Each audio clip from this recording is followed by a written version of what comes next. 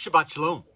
Much of the book of Vayikra, Leviticus, is about the holiness of place, the sanctuary.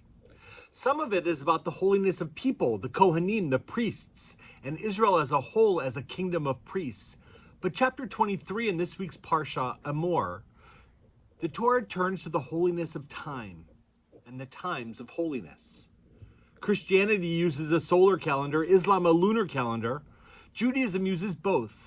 We count time both by the monthly cycle of the moon and by the seasonal cycle of the sun.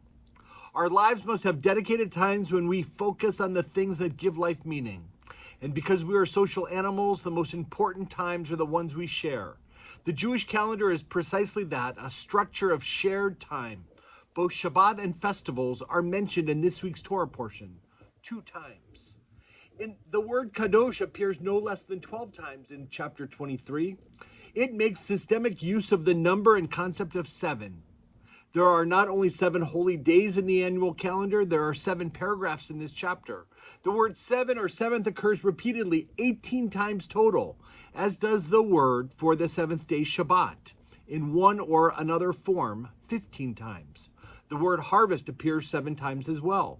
Today, in a world where time is a very precious commodity, how much more important is the opportunity to give of that which is most precious to us for service to God?